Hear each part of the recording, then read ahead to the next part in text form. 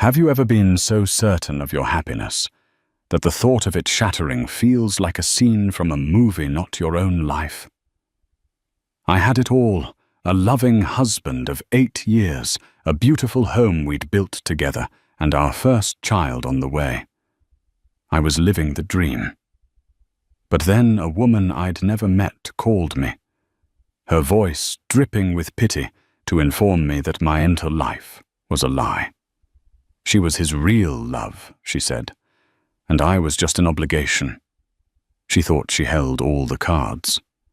What she didn't know was that in my husband's world of carefully constructed lies, I was about to play an old recording that would burn it all to the ground. Our house on Maple Creek Lane wasn't just built of wood and stone. It was constructed from 8 years of shared dreams. Amelia Hayes, an interior designer by trade, had personally overseen every detail. The warm oak floors, the large bay window in the living room that caught the morning sun, the kitchen island where my husband, Lucas Sterling, would leave me coffee every morning before heading to his high-powered job in finance.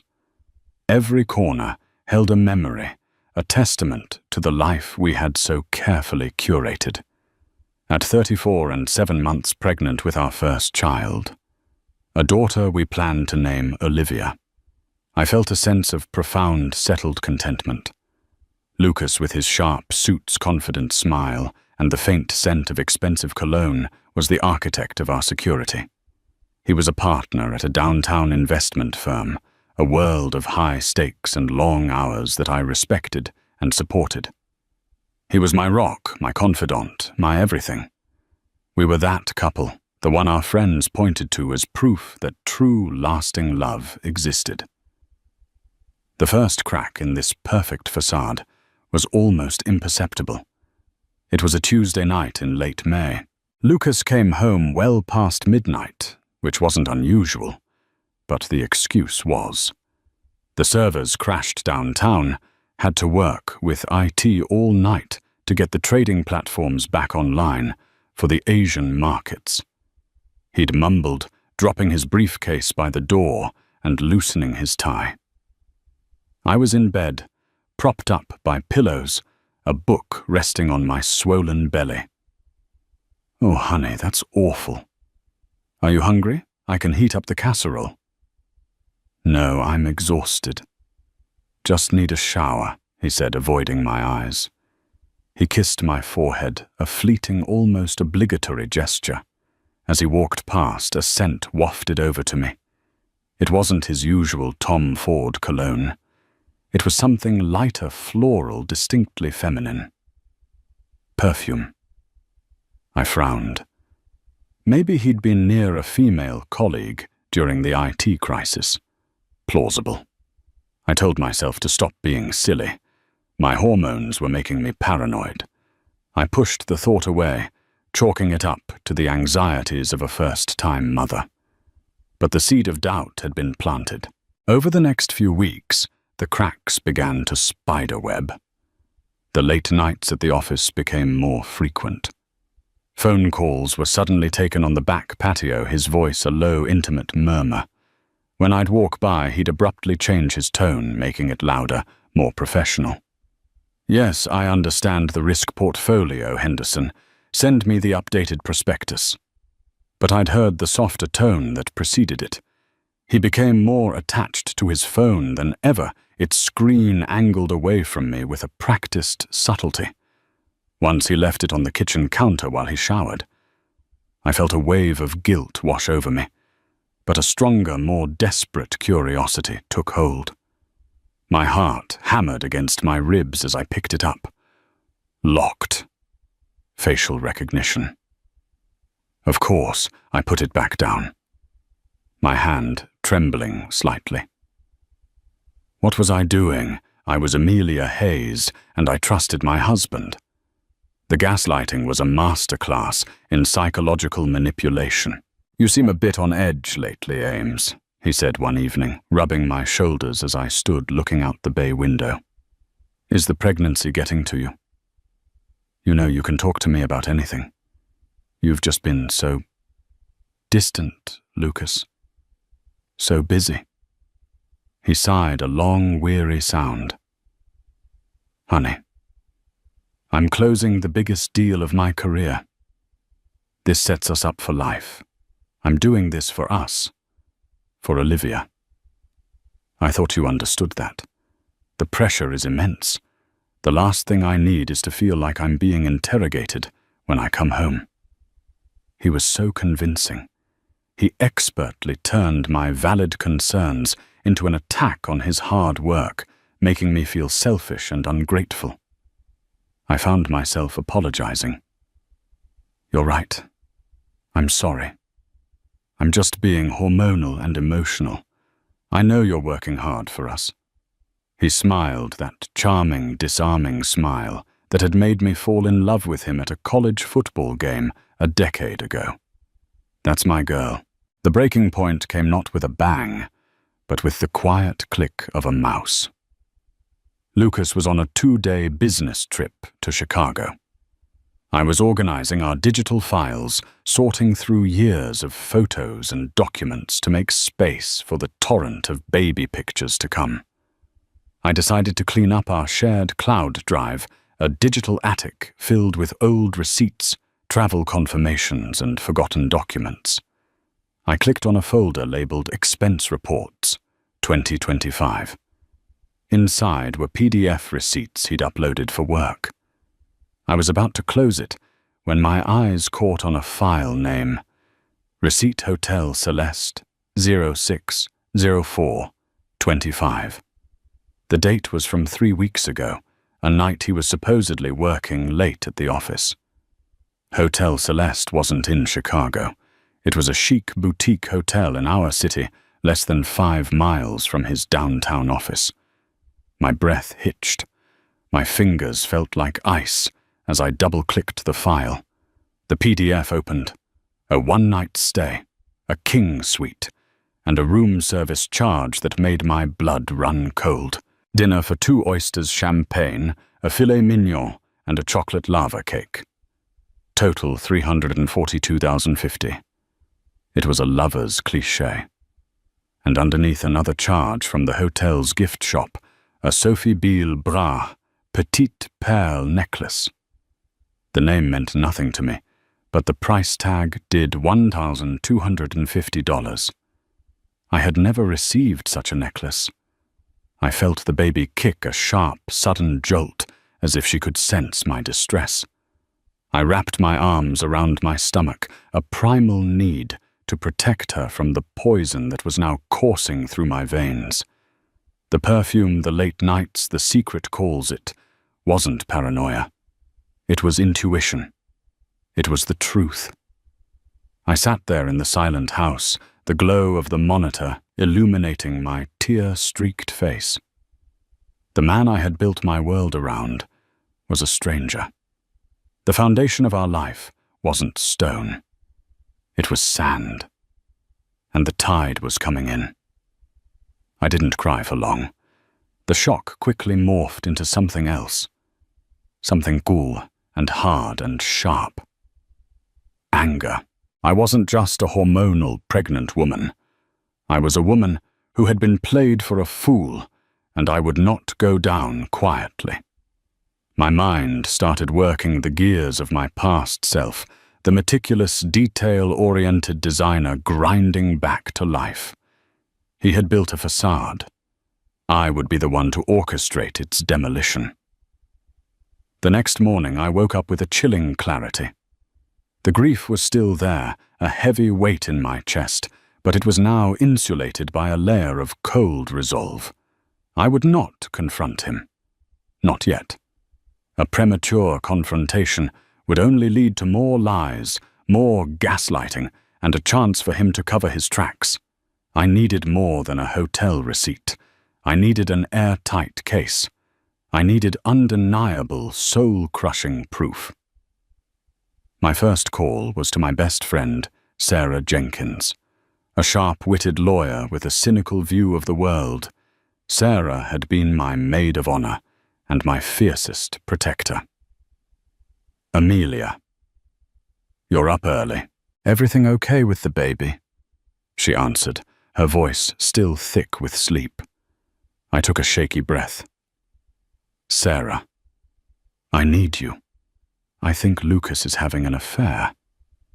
There was a pause, then the sound of rustling sheets. I'm on my way. Don't do anything. Don't say anything to him. Just act normal. I'll be there in 20 minutes with coffee and croissants.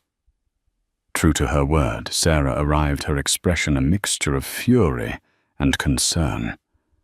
I laid out the evidence on the kitchen island, the hotel receipt, the timeline of his late nights, the memory of the strange perfume. She listened intently, her lawyer's mind processing every detail. The bastard. She breathed, her knuckles white around her coffee mug. Amelia. I am so sorry. Don't be sorry, I said, my voice steady. Be my counsel. What do I do? We dig. Sarah said, her eyes glinting. We become archaeologists. We're going to unearth every single lie. That afternoon, with Sarah's guidance, I began the grim task of excavating my husband's secret life. The first step was practical. I called our mobile phone provider. Posing as the doting, slightly confused pregnant wife trying to consolidate our family plan, I managed to get a detailed call and text log for the past 6 months sent to my email. My husband is so busy, he asked me to handle it. But you know how it is with pregnancy brain. I can barely remember my own name. I'd chirped to the customer service agent, a performance that left a bitter taste in my mouth. The call log was a treasure map of deceit. There was one number that appeared with startling frequency. Dozens of calls, often late at night. Hundreds of texts. The calls were long, sometimes over an hour. I Googled the number.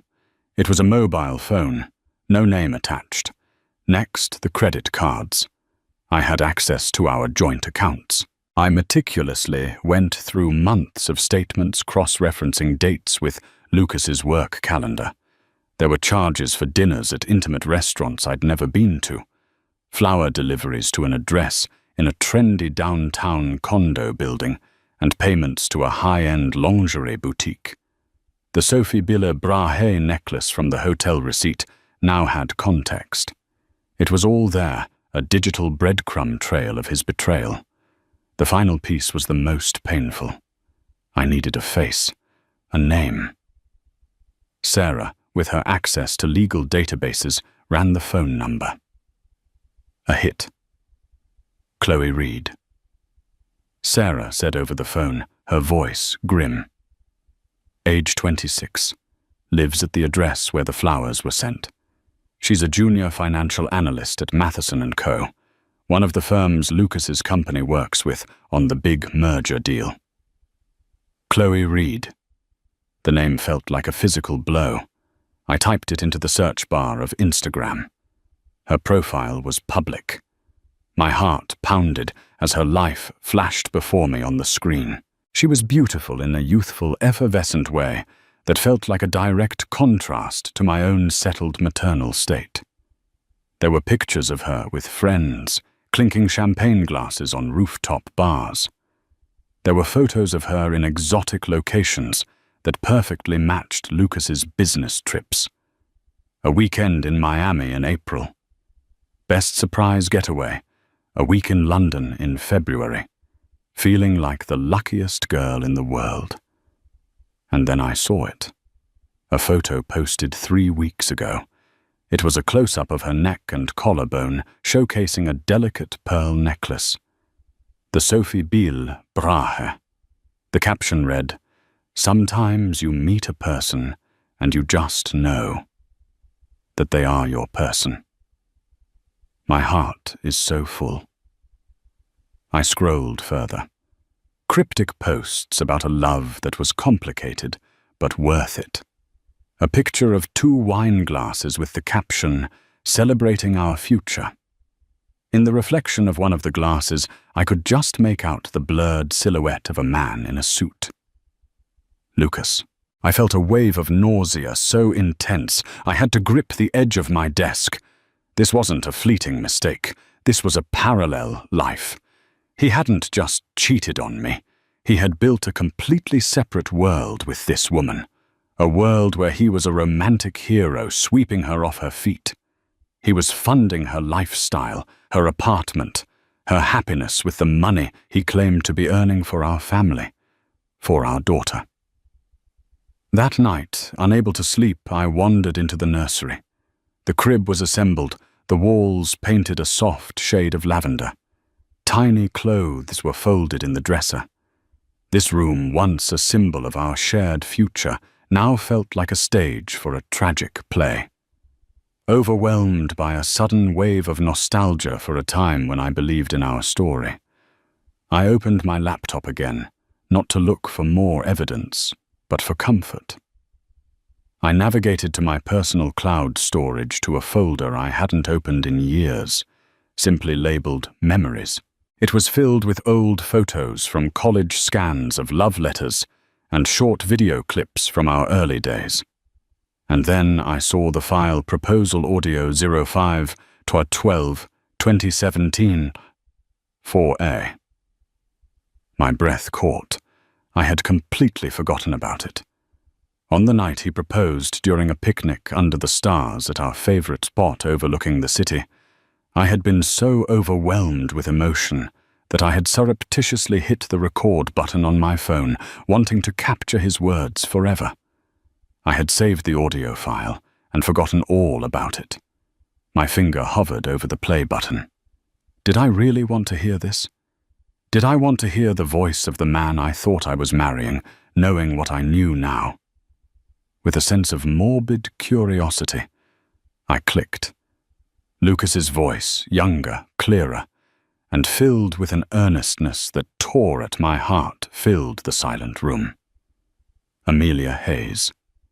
The recording began his voice, thick with emotion. From the moment I saw you arguing with Professor Albright about Keynesian economics, I knew I was in trouble. You were brilliant and fierce, and you didn't even know I existed. For the last 2 years, you haven't just been my girlfriend. You've been my home. Everything I do, every ambition I have, it's all just a different path leading back to you. You are my compass, my anchor, my one and only truth in this world. There is no version of my life, no possible future that makes any sense without you in it.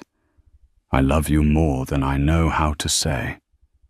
So I'm asking you, will you make my life complete? Will you marry me? Tears streamed down my face, hot and silent. I listened to my own choked sob on the recording, my whispered yes. It was the most beautiful, heartfelt declaration of love I had ever heard, and it was all a lie. Or was it? He must have meant it then. What had changed? Did it even matter? The man on that recording was dead. In his place stood a hollow stranger who spoke of risk portfolios and loved another woman. But as the audio file finished, the grief was replaced by a surge of electrifying power. I didn't just have credit card statements and phone logs anymore. I had his own words. I had his soul captured in an audio file from a time when he presumably still had one. This recording wasn't a painful memory. It was a weapon, and I knew exactly when and how I was going to use it. The plan began to form in my mind, intricate and precise, like one of my own design blueprints. A simple confrontation was beneath the scale of his betrayal. Exposing him to just me would allow him to wriggle free to spin more tales. No, the demolition had to be public. It had to be witnessed. The pillars of his carefully constructed life-family reputation, success, all had to come crashing down at once. The perfect stage presented itself a week later. His parents, Robert and Carol Sterling, were coming to town.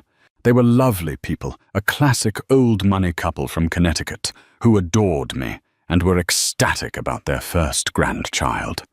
They had called to arrange a visit specifically to see the nursery and celebrate with us. Lucas, ever the devoted son, suggested we host a small family dinner at our house the following Saturday. Just us and my parents, he'd said, smiling at me over breakfast. A little celebration for Olivia before she arrives. We can show them everything you've done with the nursery. They'll be so thrilled. It was perfect. The ultimate audience. His adoring parents who saw him as the golden boy who could do no wrong. I spent the week preparing not just for the dinner, but for the performance of my life. I was the perfect, glowing, expectant mother. I discussed menu options with Lucas, feigned excitement about his parents' visit, and played the role of the happy, oblivious wife. Inside, I was a coiled spring of ice and fury. Every smile I gave him, every loving touch I accepted, felt like a betrayal of myself, but it was a necessary evil. I was setting the trap, and the bait had to be convincing. The day before the dinner, my phone rang.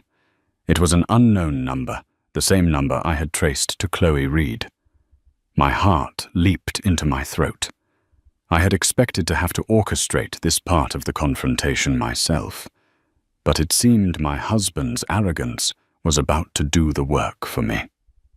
I let it ring 3 times before answering, composing my voice to sound calm, slightly questioning. Hello. Is this Amelia? The voice on the other end was young, confident, and laced with an infuriating note of condescending pity. It is. Who's calling? I asked, keeping my tone neutral. My name is Chloe Reed. She paused as if expecting the name to shatter me. I think we need to talk. About Lucas. Here it was, the moment I had been dreading and anticipating. I walked into the nursery and sat in the rocking chair, my hand resting on my belly. Okay, Chloe. I'm listening. Look, I don't want to do this over the phone, and I know this must be hard for you to hear, especially in your condition, she said, the word dripping with disdain. But you need to know the truth. Lucas and I are in love. He loves me. What he has with you is an obligation, a history. He was going to tell you, but he's been waiting for the right time after the baby is born. He doesn't want to cause you undue stress. The sheer audacity of it stole my breath. This girl fed a diet of Lucas's lies, truly believed she was the heroine of this story, and I was the tragic, clueless wife. He had probably told her I was emotionally unstable, that our marriage was one of convenience. He had painted a masterpiece of deception, and she was its primary subject. He told me he's only staying with you out of guilt. She continued, her voice gaining momentum. He said your marriage has been over for years, that you're more like roommates. He doesn't love you, Amelia. He's with me. You deserve to know that your whole life is a sham. I listened, letting her empty her arsenal of rehearsed lines. I didn't cry. I didn't scream. A strange glacial calm settled over me. He told you all that I asked, my voice soft. Yes. He wants to be with me. To build a real life, a life based on passion and real love, not just history. Passion. Real love. The phrases sounded so hollow, so cliché. They were the lines of a man trying to convince a naive young woman and himself that his betrayal was something noble. An idea bold and terrifying sparked in my mind. This was better than I could have planned. Chloe, I said, my voice now laced with a believable manufactured fragility. I don't know what to say.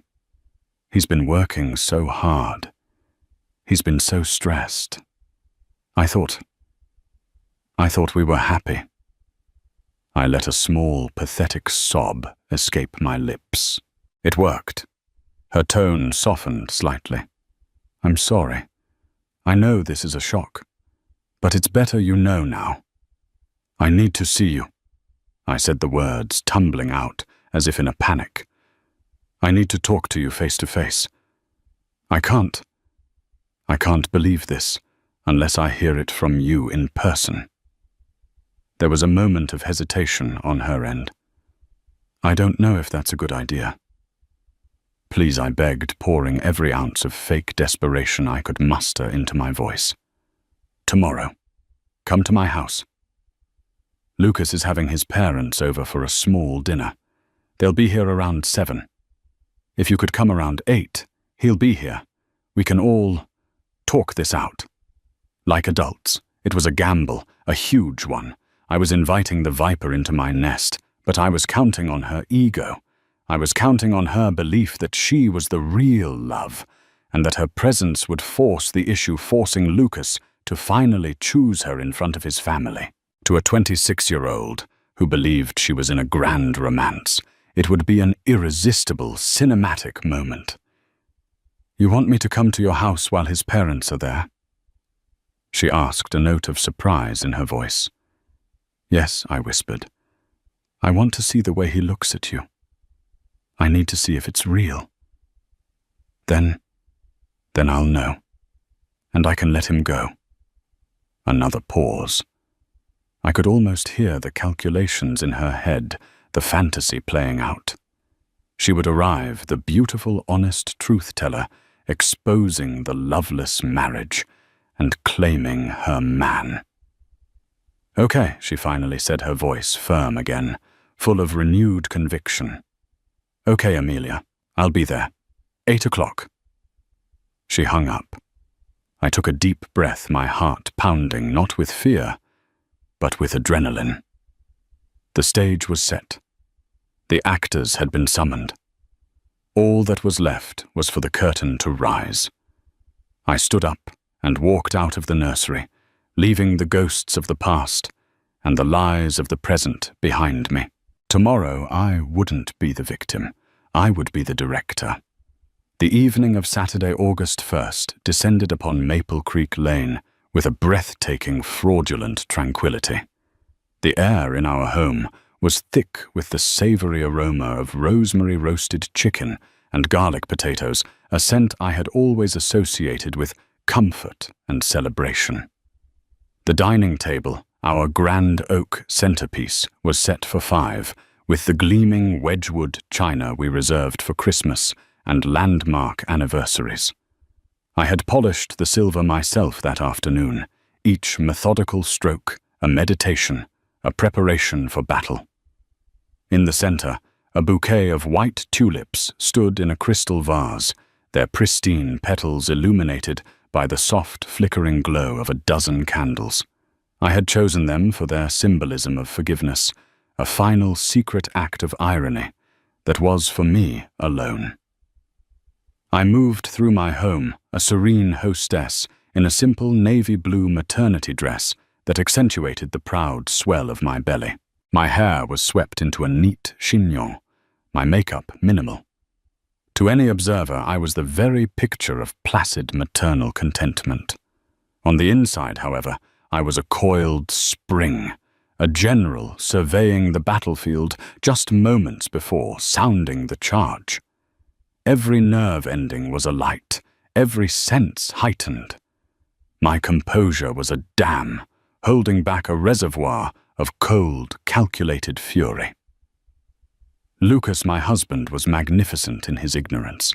He thrived in this atmosphere, effortlessly slipping into the role of the proud, adoring husband and expectant father. He was dressed in a crisp shirt and tailored trousers, looking every bit the successful man of the house.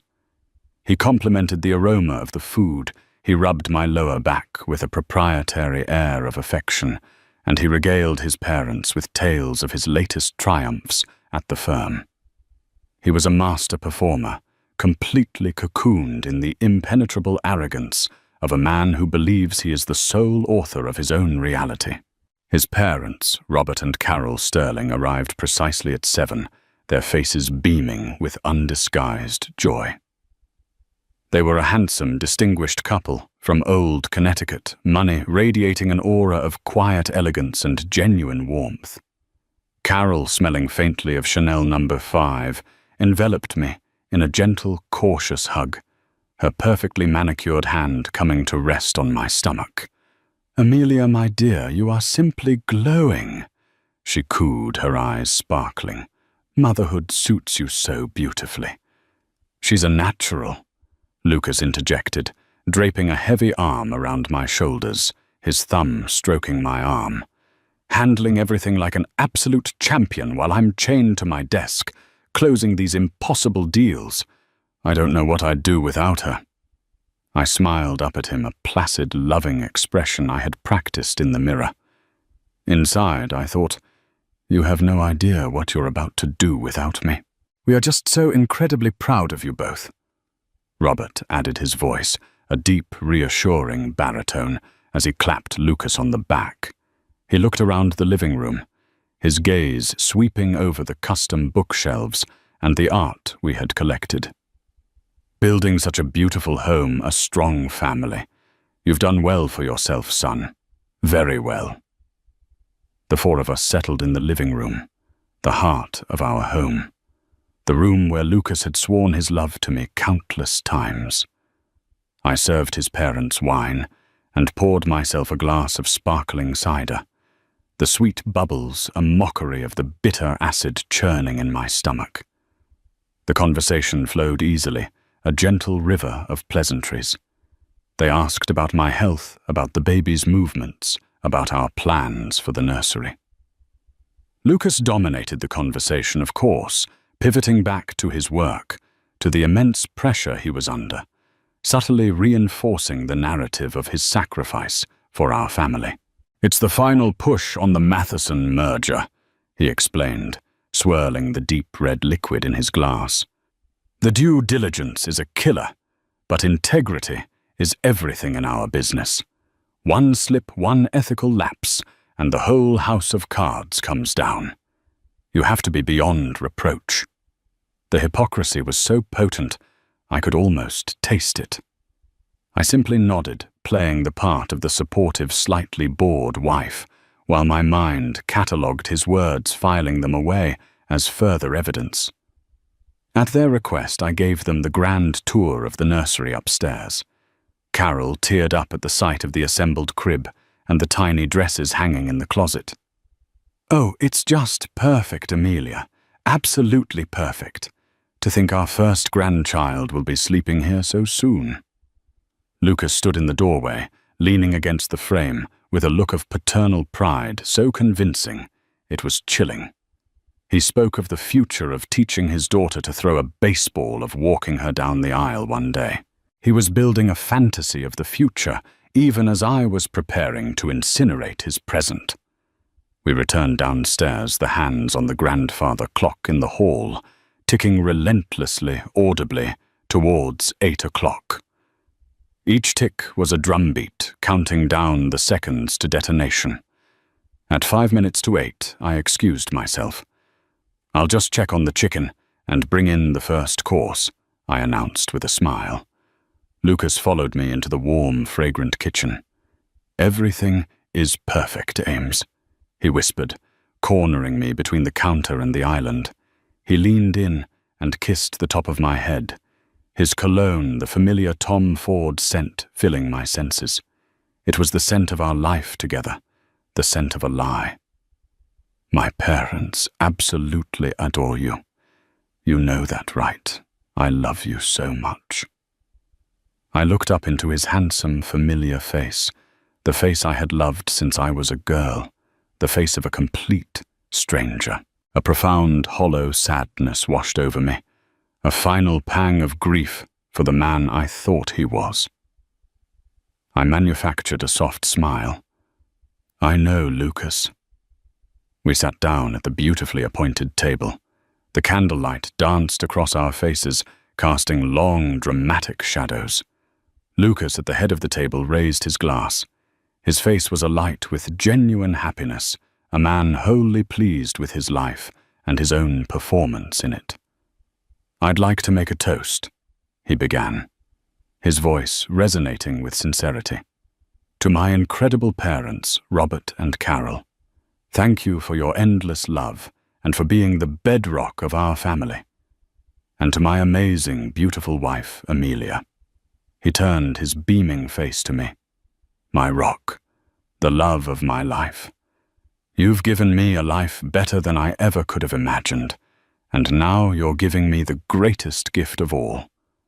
Our next chapter with little Olivia is going to be the best one yet. I can't wait to live it with you. To family. To family." Robert and Carol echoed, their faces glowing with pride and affection.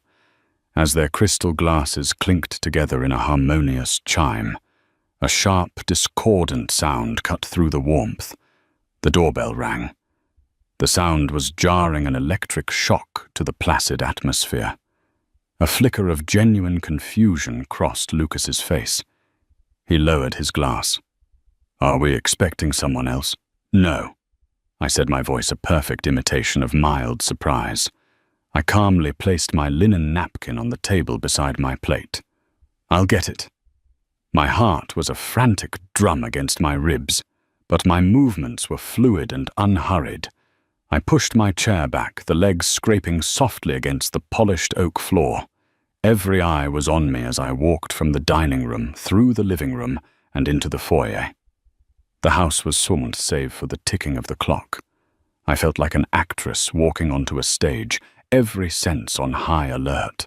I reached the heavy front door, my hand steady as I wrapped it around the cool, solid brass knob.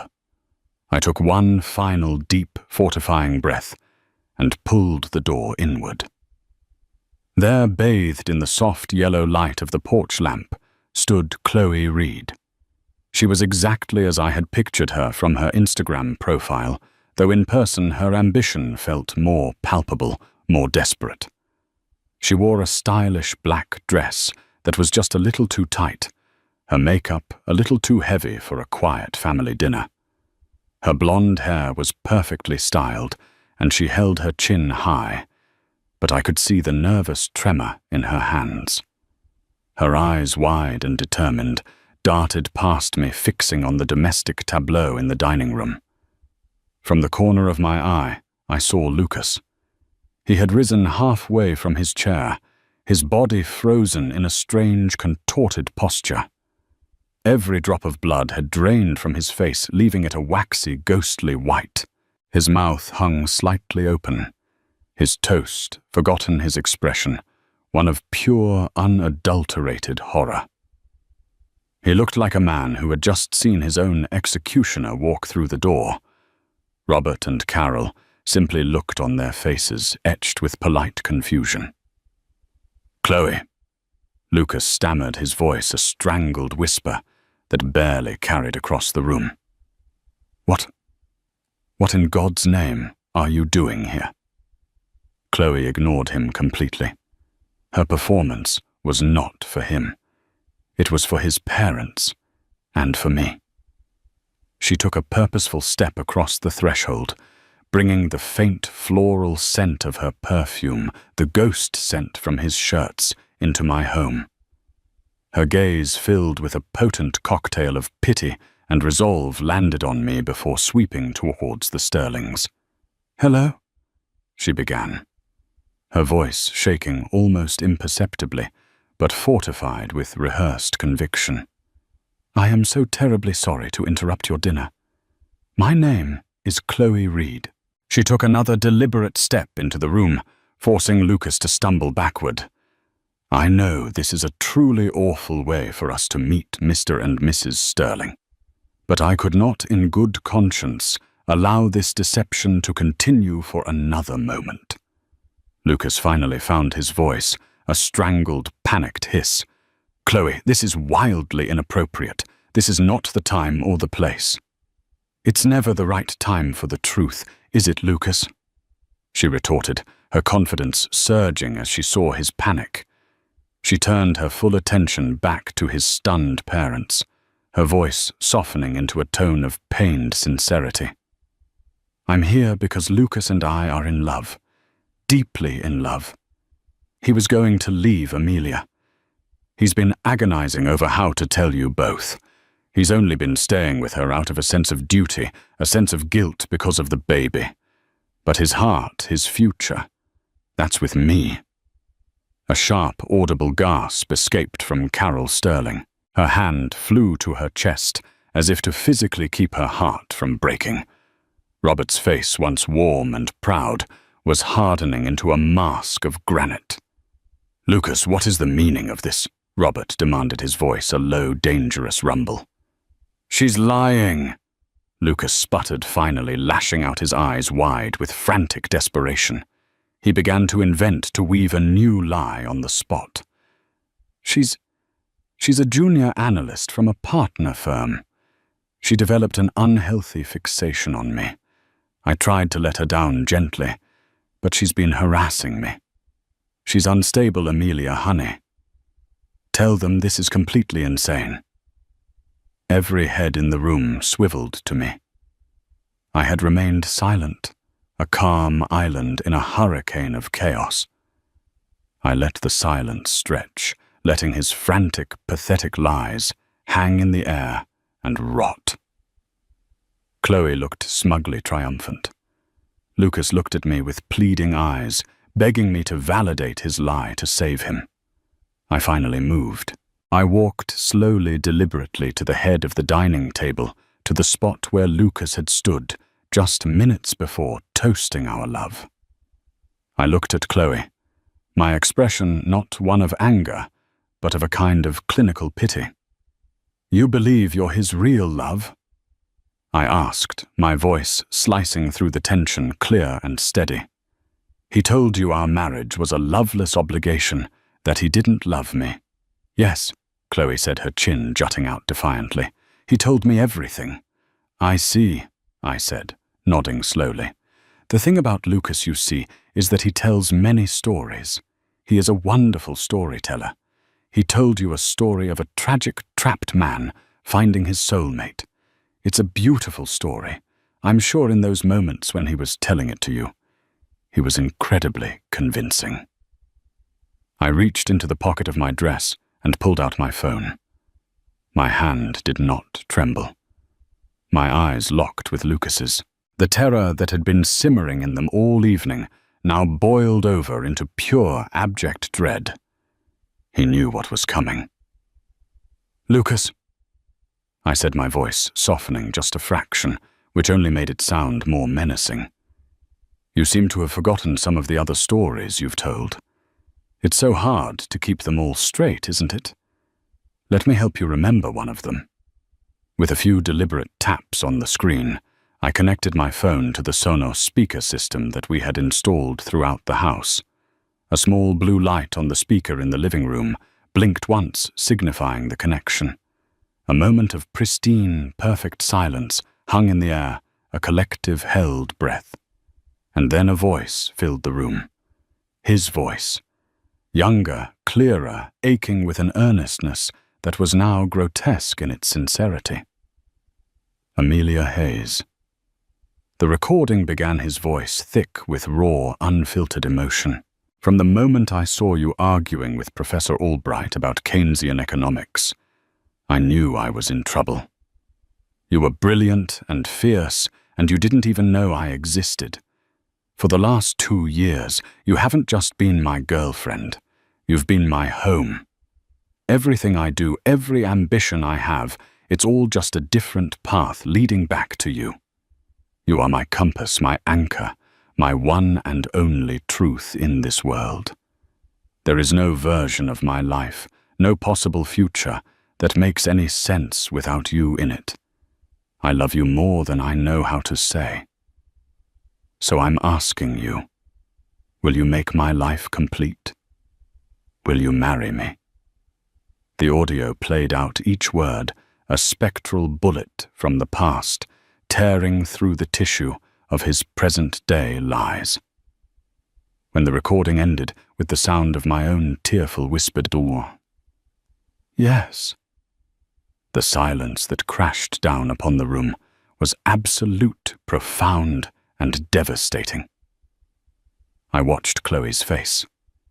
It was a slow-motion demolition. The defiant confidence shattered, first replaced by confusion, then by a flicker of dawning comprehension, and finally by the vacant, hollow-eyed horror of complete and utter realization. The romantic words he had whispered to her, the promises of a future, she understood now that they were not original. She was not his one great love.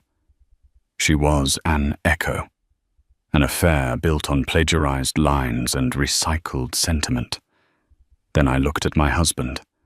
Lucas was a husk. The color had not returned to his face. He was a portrait in shades of gray.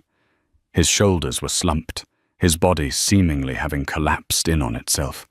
He was utterly exposed, stripped naked by his own words, haunted and condemned by the ghost of a better man. Carol was weeping openly now, quiet, heartbroken sobs shaking her entire body as she stared at her son with revulsion. Robert was perfectly still, his face like a stone carving his jaw clenched so tight I thought it might crack. Finally, I turned my gaze back to the two of them, the architect of this ruin and his last failed project. The difference between you and me, Chloe, I said, my voice resonating with a power I never knew I possessed, is that when I was told a story, I was smart enough to keep the receipts.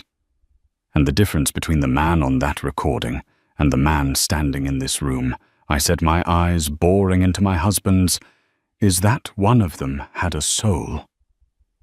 I took a deep, cleansing breath, the first truly easy breath I had taken in months. I was no longer a victim in their story. I was the author of its ending. Now both of you get out of my house. Chloe was the first to break.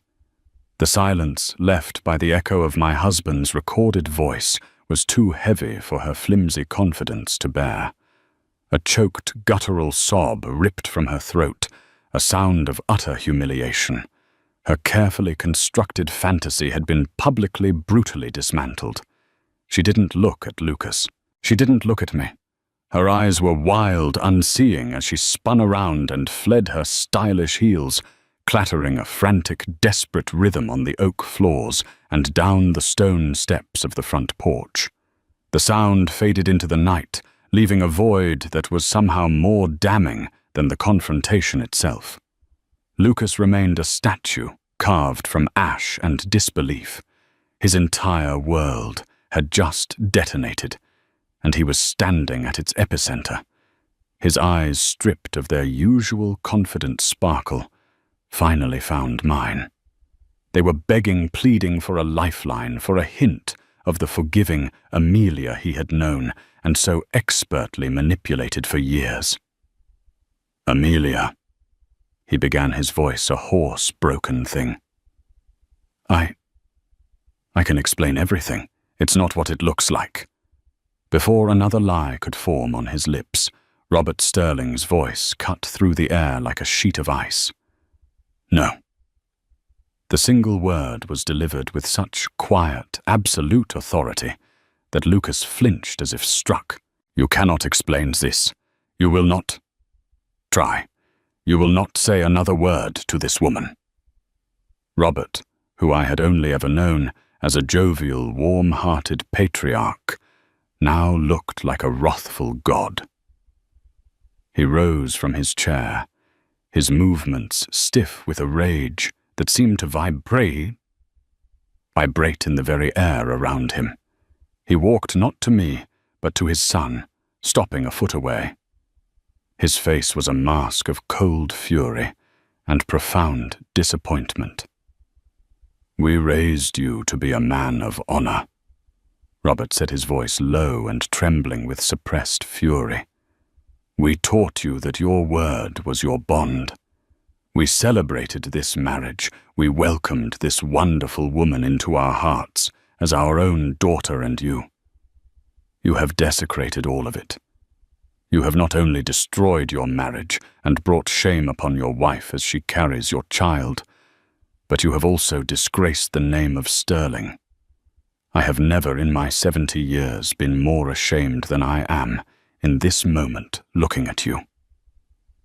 He did not shout. He did not need to. Each word was a perfectly aimed blow, landing with devastating precision. Lucas visibly shrank under the weight of his father's condemnation, his head bowing in the first genuine display of shame I had seen all night. Carol, her face pale and streaked with mascara, came to my side. She bypassed her son as if he were a piece of furniture, taking my hand in both of her trembling ones. "Amelia, my dear girl," she whispered, her voice thick with tears. "There are no words. There are no apologies deep enough to cover this sin. You are our family. Please, whatever happens, know that you are still our family. What he has done, it is unforgivable." She squeezed my hand, a silent promise of allegiance, before turning to her husband. "Robert, let's go. We cannot stay here." Robert gave a curt nod, his gaze still fixed on Lucas with utter contempt. "You will hear from me tomorrow," he stated, a clear threat hanging in the air. Then he turned his back on his son, a gesture of finality more powerful than any argument. He and Carol walked out of the house, closing the door softly behind them, leaving Lucas and me alone in the cathedral of our ruined life. The silence that descended was suffocating. Lucas finally dared to move toward me, his hand outstretched, a pathetic, pleading gesture. "Ames, please, don't listen to them. Listen to me. We can fix this. I swear we can go to counseling. It was a mistake, a stupid, terrible mistake. She meant nothing." I looked at him, and for the first time, I felt nothing. The love, the anger, the pain, it had all been cauterized, leaving behind only a sterile, cold clarity. "A mistake, Lucas," I said, my voice eerily calm. "A mistake is taking the wrong turn on the highway. A mistake is forgetting to pick up milk. This wasn't a mistake. This was a project. You managed it with the same meticulous detail you apply to your financial portfolios. You compartmentalized. You lied. You created an entirely separate life, funded by the trust I gave you freely. You built a narrative for her, where I was the villain, and a narrative for me, where you were the hero. That isn't a mistake. That is a masterpiece of deception." He flinched, the word project hitting its mark. "No, I love you. I always have. That recording, that was real. That was me. Yes, it was." I agreed, a sad, bitter smile touching my lips. "And that's the tragedy. I think you even believe that right now. But that man is gone. You killed him with 1,000 tiny cuts, 1,000 lies. You want to fix this as you can't fix something that you have systematically ground into dust.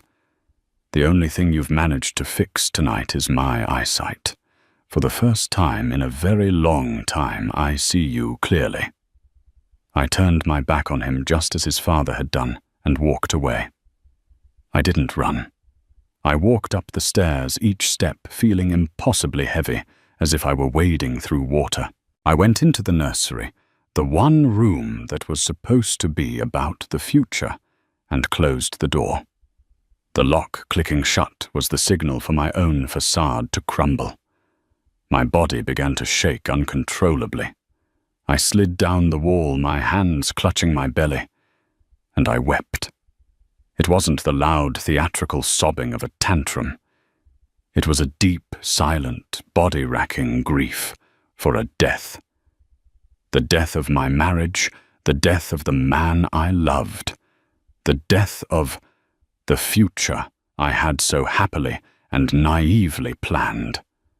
I mourned the loss of our shared jokes, the comfortable silences, the decade of memories now irrevocably tainted. In that moment, the baby kicked a strong, definitive thump against my hand. It was an anchor in the storm, a reminder that I wasn't entirely alone. A reminder that my life was not in fact over. It was about to begin, in a way I had never imagined. The next morning, Sarah was at my door with coffee and a lawyer's ferocity. The divorce proceedings were swift and merciless. With Sarah as my advocate, and with the mountain of evidence I had collected, the phone logs, the credit card statements, the hotel receipts, and the sworn affidavits from his own parents. About the events of that night, Lucas had no ground to stand on. He was advised to concede to every one of my demands. The house, a significant portion of his assets, and a generous child support agreement were settled without a fight. Within a week on a day, I made sure to be out of the house. He moved his things. I returned to find empty spaces in the closet and gaps on the bookshelves. But the house felt lighter, cleaner, as if a poison had been purged from its very walls. The fallout for Lucas was catastrophic. His firm, terrified of the reputational damage, didn't fire him, but they did something far more humiliating.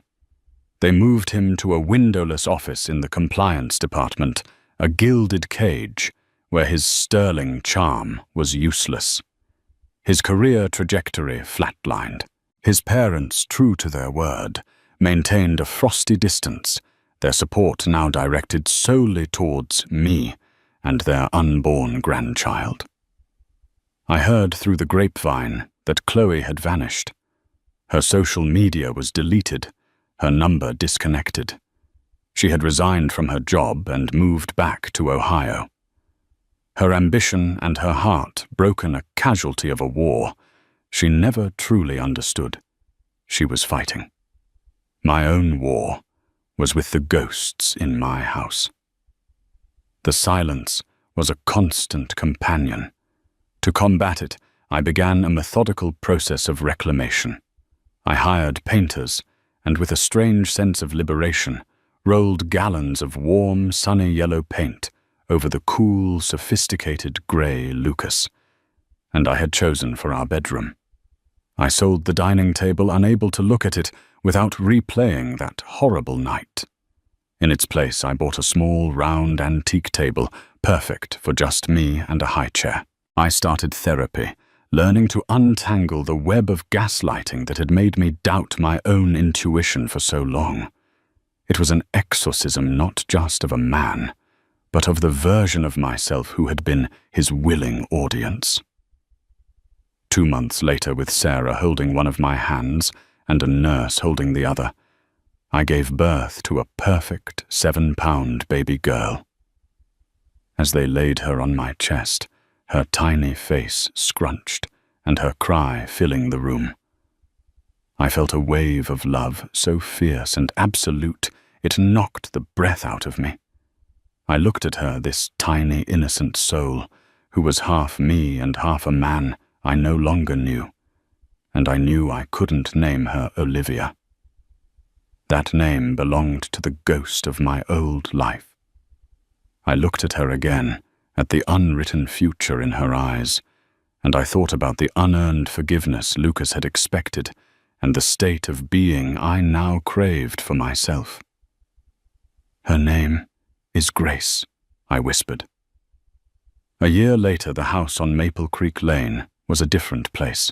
The silence was gone, replaced by the joyful shrieks of a toddler discovering the world, the sound of cartoons on the television, and the music I played loudly while I cooked. My interior design business, which I had put on the back burner, was now thriving. My portfolio was filled with homes I had helped other families create, each project a testament to my own resilience. One sunny afternoon, I stood in my kitchen, watching Grace chase butterflies in the backyard. She stumbled, fell onto the soft grass, and looked up at me with a pout that quickly melted into a giggle. In that moment, watching my happy, fearless daughter in the yard of our home, a profound sense of peace settled over me. The demolition of my old life hadn't been an ending. It had been a clearing. It had been the painful, necessary raising of a beautiful but unstable structure to make way for something smaller, perhaps, but infinitely more real and built on a foundation of unshakable truth. I was no longer a wife. I was a mother, a business owner, a survivor, a creator. I was whole, not because someone completed me, but because I had rebuilt myself from the ground up. That's where my story ends, but it's also where my new life began. It's a harsh reminder that sometimes the people we trust the most are capable of the deepest betrayals. But it's also a story about finding strength in the absolute worst moments. My husband and his mistress thought they were rewriting my life, but they only gave me the pen to write a much better chapter. One of independence, resilience, and a love for my daughter that is more real than any lie he ever told. While his pregnant wife cried at home. The millionaire posted vacation. Pics with his mistress. Then came the audit. They say that beneath every polished photograph lies a truth we dare not expose. Meet Mark Rutherford, a millionaire who appeared to have it all, a sprawling empire, gleaming sports cars and high society connections from New York to Monaco. His social media profiles flaunted sun-kissed getaways with an alluring woman at his side, but the world didn't know the tears he left behind. At home, Mark's pregnant wife, Angela, anxiously awaited his return, watching in despair as he posted glamorous vacation photos with his secret mistress. Little did he realize that a brutal audit loomed on the horizon, poised to shatter his perfect facade. At first glance, the life of Mark Rutherford looked like a fairy tale. Hailing from a modest neighborhood in upstate New York, Mark had ascended the social and financial ladder at breathtaking speed. He had rebranded himself into a savvy businessman who moved effortlessly in circles filled with CEOs, philanthropists and venture capitalists from Manhattan. Guests at his lavish parties would whisper about Mark's meteoric rise, debating whether his success was the product of ruthless cunning, uncanny luck, or possibly both. His wife, Angela Rutherford, had grown up in an entirely different environment, sunlit farmland just outside Buffalo, A, kind and gentle soul. Angela had fallen for Mark's charm when they were young. In those early years, he possessed a rare combination of drive and tenderness. She could still recall the day he proposed an intimate picnic near a serene lake where he vowed to cherish her forever. Although the lake was hardly a glamorous setting, the genuine emotion in Mark's eyes made every breeze and sunbeam feel like divine blessings upon their union.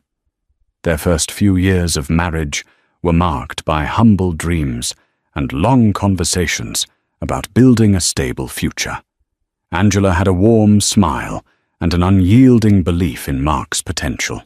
She supported him when he launched his first company, a small tech startup, funded by meager savings and the generosity of a few distant relatives. She listened patiently to his late-night brainstorming sessions and scribbled business plans on napkins. She believed wholeheartedly in the man who had once promised her that no matter how high he soared, he would never leave her side. But success, as it often does, transformed Mark. The better the company did, the more Mark's life became a whirlwind of red carpet galas, midnight phone calls with overseas clients, and secretive deals that always seemed to happen behind closed doors. Angela initially chalked it up to the demands of business. He was forging connections, building a network, ensuring they would never again fret about money. But as Mark's taste for luxury intensified, so did the gap between them. No longer content with a quiet dinner at home, he began to crave expensive restaurants, dinners with powerful executives, and weekends aboard yachts docked in exclusive marinas. During this swift transition from middle-class comfort to extravagant wealth, Angela sometimes felt like a relic of Mark's past.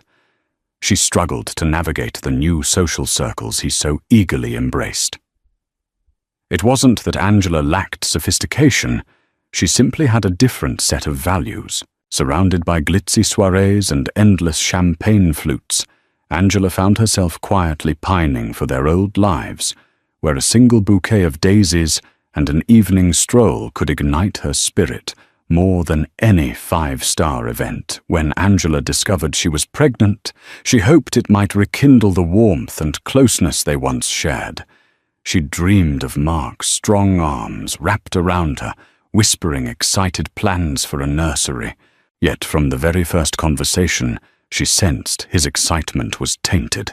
Instead of wholeheartedly celebrating her news, he mumbled something about how a baby might complicate ongoing deals. She tried to reassure him that they would navigate parenthood just like any other challenge, united by love and commitment. But the more her belly grew, the more Mark seemed to drift. Business expansions, urgent calls from Hong Kong, clandestine texts that he refused to show her. These all took precedence.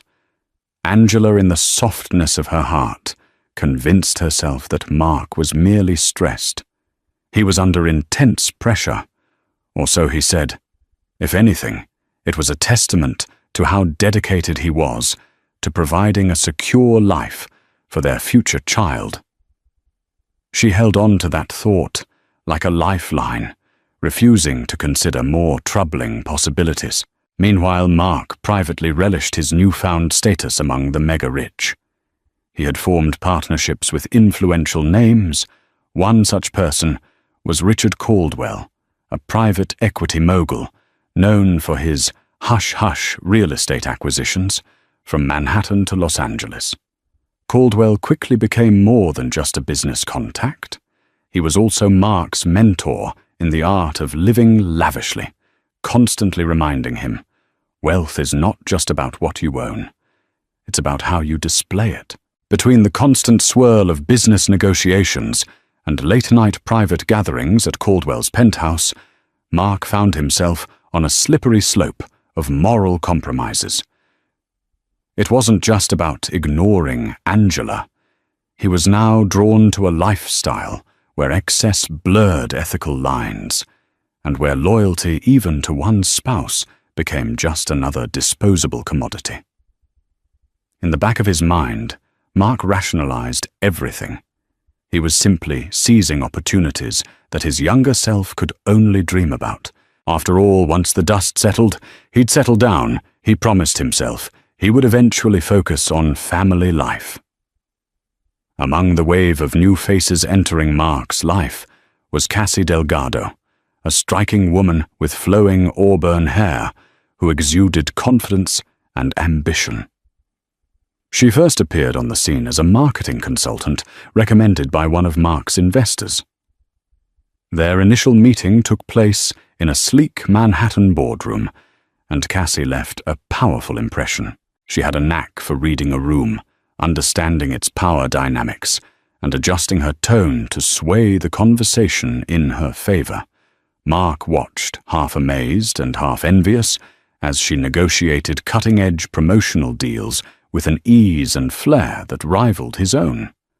She was more than an adept negotiator. Her presence was magnetic. Cassie was the kind of woman who seemed to invite confessions and temptations, her laughter hinting at secrets waiting to be uncovered. When Mark discovered she came from a modest background much like his, he felt an immediate sense of kinship. She too had clawed her way up from near obscurity.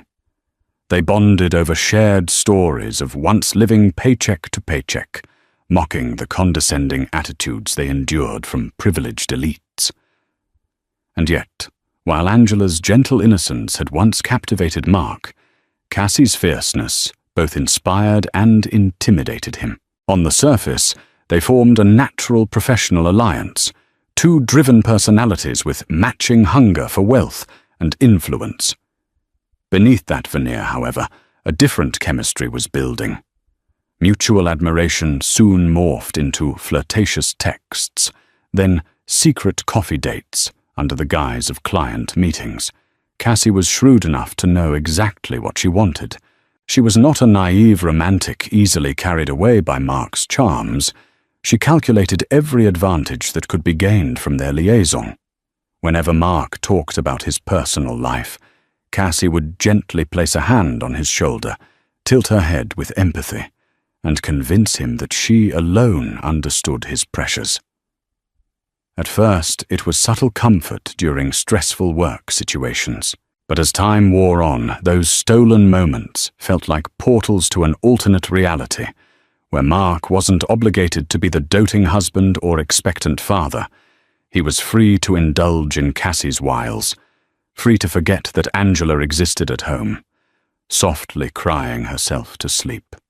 Each clandestine meeting fueled an adrenaline rush, unlike anything Mark had felt before. One evening, Cassie invited him to a high-end fashion show, after party, an event teeming with celebrities and socialites. Mark reasoned it was good for networking, so he attended in the dimly lit VIP lounge amid pulsing music and expensive champagne. Mark kissed Cassie for the first time. Angela was thousands of miles away in Buffalo for a prenatal checkup, but even if she had been in the same city, Mark doubted the outcome would have changed. Cassie was intoxicating. For a while, their affair was their best-kept secret. Mark rationalized that no real harm was done. He was merely satisfying a physical and emotional itch. Business thrived, and Mark promised himself that once the baby arrived, he would end it. He pictured a scenario in which he'd gracefully cut ties with Cassie, quietly return to Angela, and no one would ever know. But the more he tried to imagine an exit strategy, the deeper he sank into Cassie's enticements.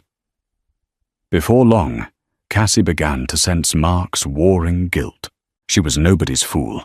She noticed the anxious tone in his voice after each rendezvous and spotted the wedding ring he rarely took off. Yet she never pushed for a more official status. She didn't need to.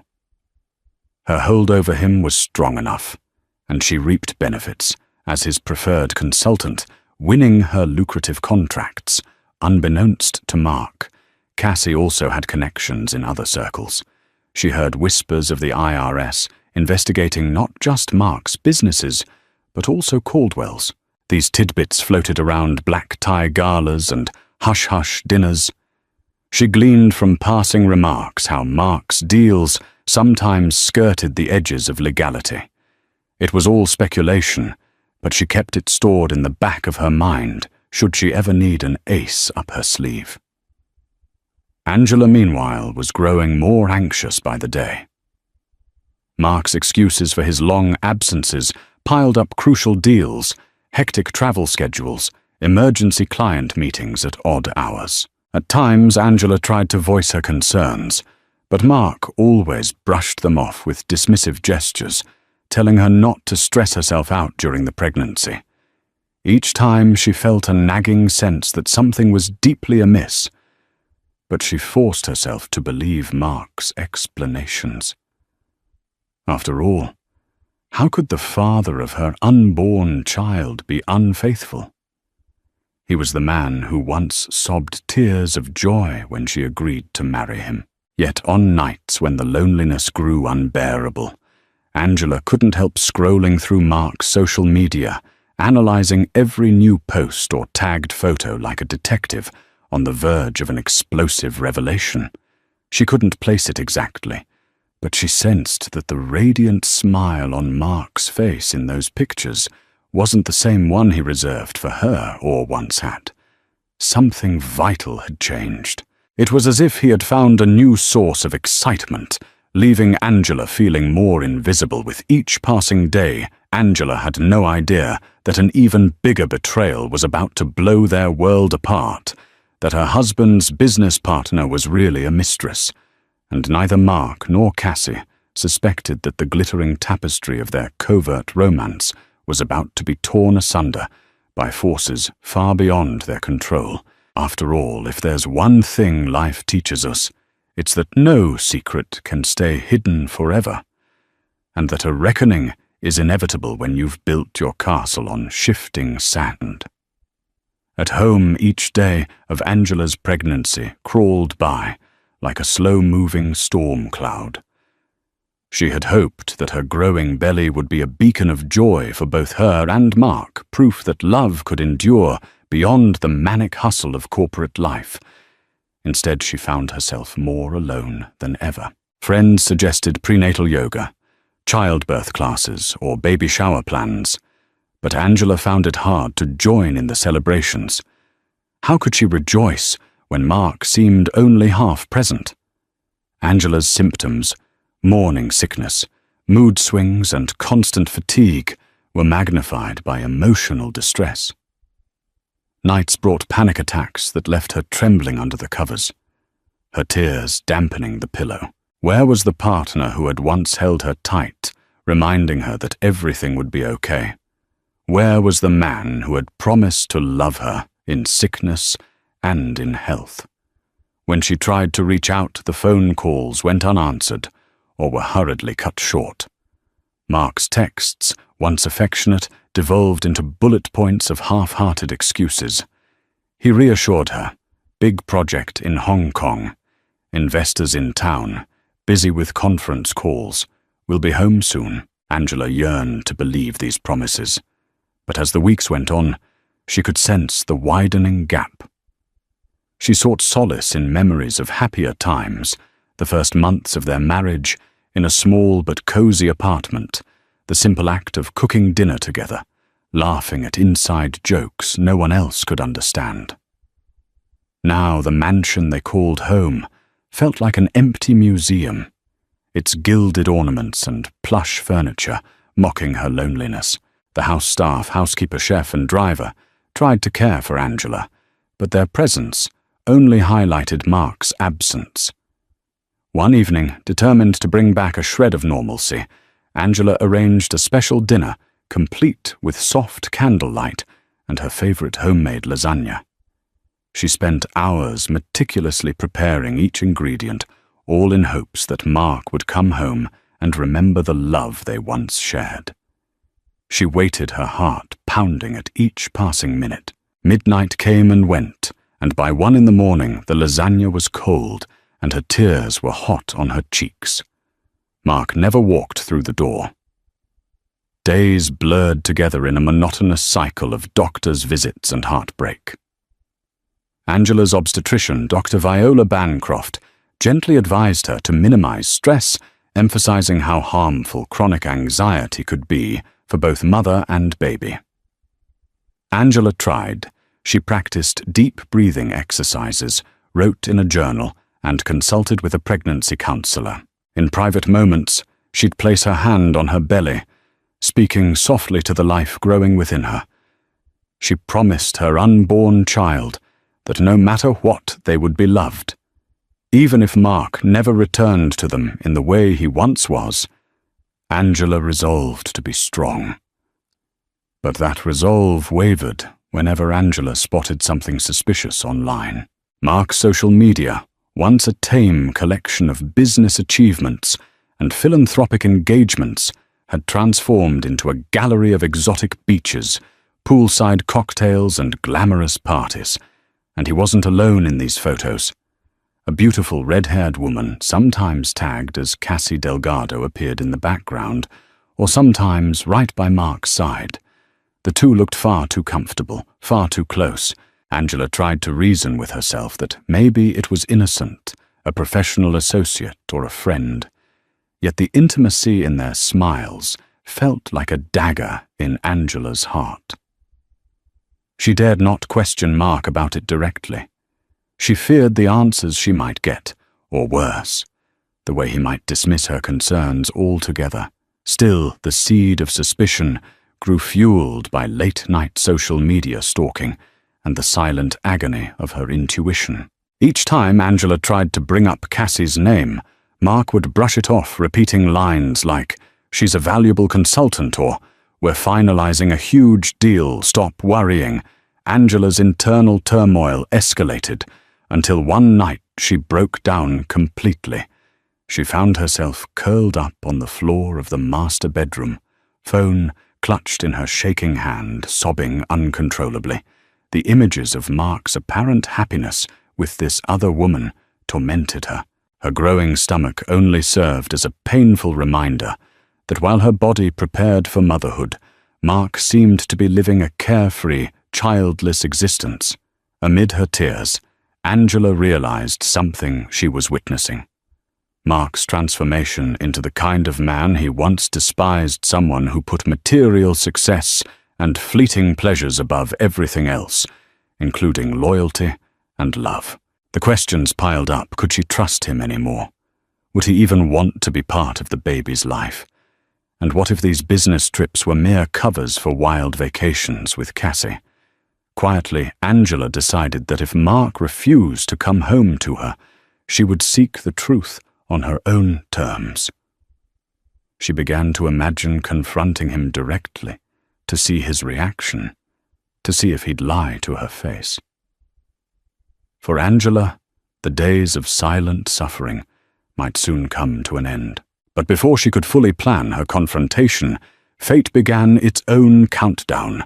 Forces were converging behind the scenes, angry investors, suspicious auditors, and the unstoppable momentum of gossip that swirled through the social circles Mark desperately tried to impress. Unaware of the storm that lay ahead, Angela continued to cling to one fragile hope that Mark would redeem himself before it was too late. Beachfront villas, crystal blue waters, and indulgent spa treatments at world-class resorts. This was Mark's new normal whenever he traveled with Cassie. The pair found endless excuses to combine work trips with scenic getaways, posting tastefully curated snapshots on social media. In each photo, Mark radiated a carefree smile, as if the sum of his worries amounted to nothing more significant than choosing the next cocktail to sip. Cassie orchestrated every shot, understanding the power of optics. She took great care to capture Mark against a backdrop of towering palm trees, their fronds swaying above him like a king's canopy. In some photos, Cassie stood at the edge of the frame, an enigmatic figure sipping champagne. The images ignited social media buzz and gossip in their swanky circles. Who is that stunning redhead with Mark Rutherford? Is she his new business partner or something more? The speculation only added to the thrilling aura of their forbidden escapade. For Mark, the vacation pics served a dual purpose. First, they fed his ego. After years of hustling to get recognized by society's upper echelons, he relished every like, comment, and message praising his amazing life. Second, they were a form of self-deception. If he convinced the world he was happy, maybe he could stifle the nagging guilt in his conscience. Guilt about leaving Angela alone at home, pregnant and distraught. Of course, Mark conveniently never mentioned Angela in these posts, nor did he reveal the existence of an unborn child. He rationalized that it was a private matter, not suited for public consumption. When friends and acquaintances inquired about Angela, he'd respond with vague statements. "Oh, she's busy preparing for the baby," or "traveling isn't safe for her right now." He avoided deeper questions at all costs. The last thing he wanted was an unscripted interview on how his personal life was unraveling. Cassie, meanwhile, reveled in her rising social profile.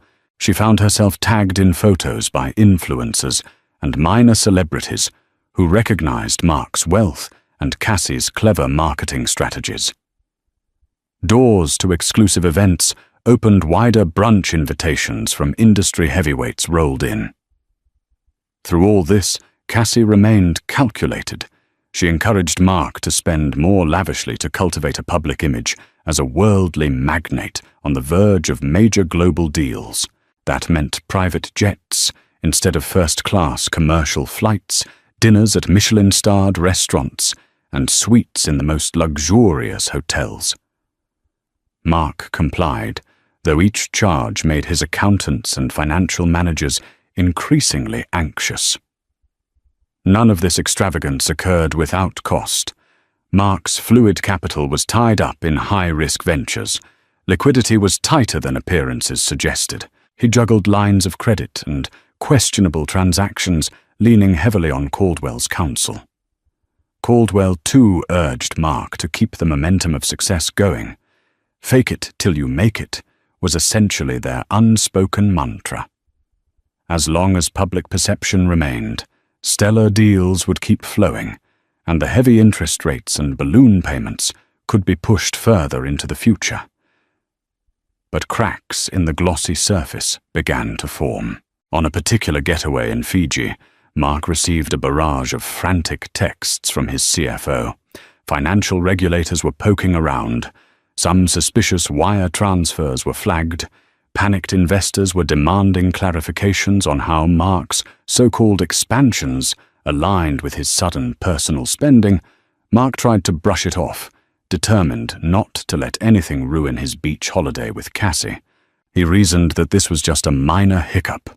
Nothing a few well-placed phone calls and quick financial maneuvers couldn't fix. Cassie, ever attuned to the slightest shift in Mark's mood, pressed him for details. He only offered vague reassurances about routine audits and overzealous inspectors.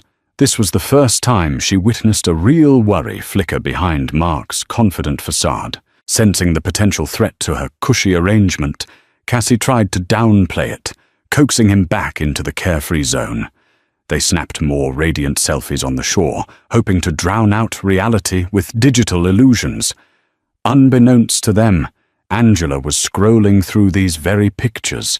At that moment, tears streaming down her cheeks as she recognized the hotel's name from a travel magazine. The woman in Mark's arms wasn't just a business partner. No professional consultant gazed at a client with such intimate adoration. Angela felt a sharp ache in her chest as she realized how little Mark cared about hiding his betrayal. The audacity of his posts was almost surreal. Desperation clawed at Angela's insides. Perhaps confronting him through a phone call where she could hear his voice break if he lied was her best shot at forcing the truth. Gathering her nerve, she dialed Mark's number. No answer. She tried again and again, only to be met with voicemail. Anger flared up in her, a rage she'd never felt before. This was no longer a series of unfortunate misunderstandings or too busy at work moments. This was blatant humiliation. In the background, the swirl of an IRS investigation was growing stronger. Anonymous tips and suspicious transaction reports had caught the attention of forensic accountants who were beginning to follow the money trail. The timing of Mark's lavish travels raised red flags. Why, they wondered, would a businessman under such financial scrutiny broadcast opulent holidays across social media? Didn't he realize that auditors often examine lifestyle displays as part of their case? For Mark, ignorance felt like bliss. The more pictures he posted, the less real his looming problems seemed. Yet reality was closing in fast. The golden sand and azure waves might have served as a temporary stage for his fabricated paradise, but the tides were about to shift. And when they did, they'd wash away more than just footprints in the sand. While Mark and Cassie soaked in, the Fiji Sun agents at the Internal Revenue Service's Manhattan branch started piecing together fragments of an intricate puzzle. Spearheading the investigation was a meticulous auditor named Mallory Finch, reputed for her tenacity and keen ability to spot inconsistencies in vast financial records. Mallory had received a discreet tip about Mark Rutherford's questionable income streams, and once she opened his file, she discovered an alarming mismatch between his reported earnings and the lifestyle he flaunted. Mallory was never one to jump to conclusions, but the more she dug, the more anomalies she found. A sudden influx of capital, suspiciously timed with Mark's social media updates of private jet getaways, a pattern of shell companies popping up in multiple states, then vanishing without clear financial statements, offshore accounts vaguely tied to Mark's business, some of which contained substantial deposits from individuals flagged for previous tax evasion. These pieces raised her eyebrows, and Mallory suspected this investigation could balloon into something far larger than a mere tax discrepancy. Her next step involved contacting individuals who might share insights on Mark's dealings. One name that kept surfacing was Richard Caldwell, the private equity mogul rumored to have a hand in Mark's expansions. Caldwell himself was already under IRS scrutiny for unrelated properties in Florida and the Carolinas. If Caldwell and Mark were pooling resources in some illicit scheme, it could spell big headlines. Mallory prepared requests for bank statements, wire transfers, credit card expenditures, anything that would illustrate the true scope of Mark's financial empire. At the same time, Mark's CFO, Brian Cummings, was drowning in chaos. As soon as he noticed the heightened interest from regulatory authorities, Brian tried to warn Mark, but each call went unanswered, each email unreturned. Panic thrummed in Brian's chest.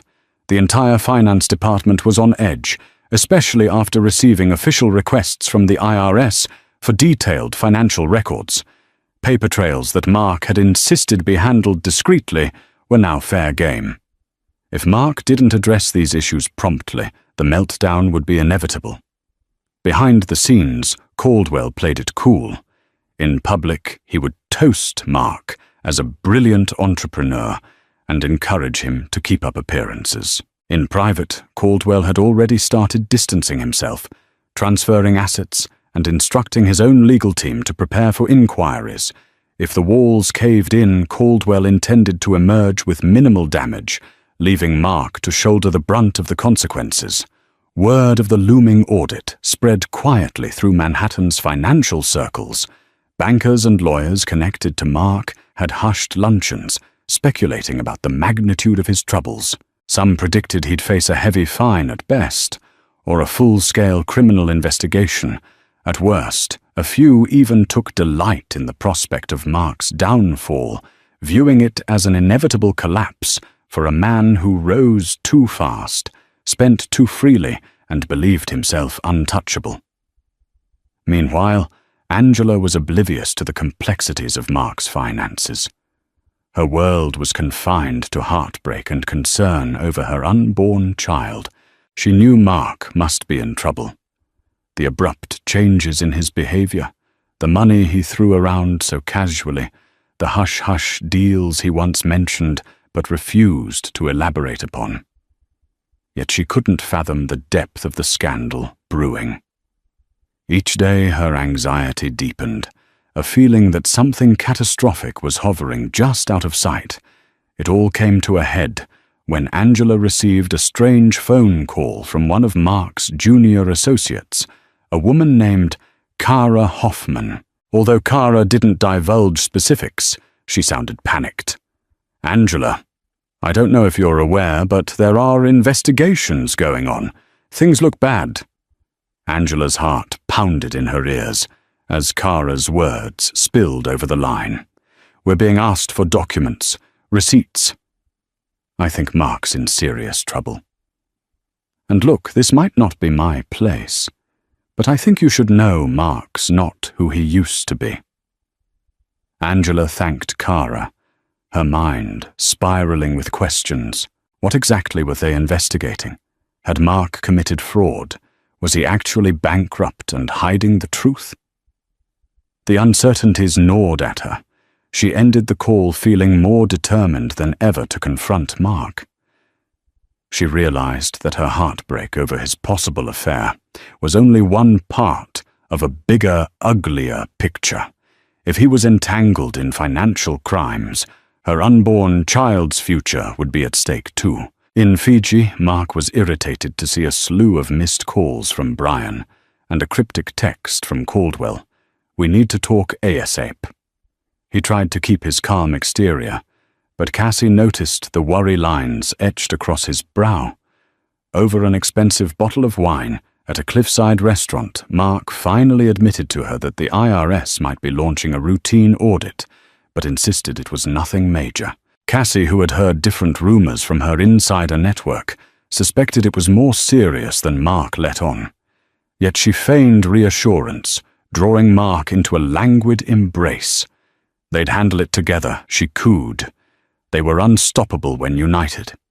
That night, however, Cassie stepped outside onto the moonlit beach and placed a phone call to one of her closest confidants, an attorney who specialized in corporate law. Just in case she wanted to know her rights and potential liabilities, if Mark went down, Cassie had no intention of going down with him. Far away from that tranquil beach, Mallory Finch and her team worked late hours, scanning through reams of documents. Something big was surfacing, a web of shell companies, unaccounted funds, and potential tax evasion, so blatant it nearly dared the authorities to react.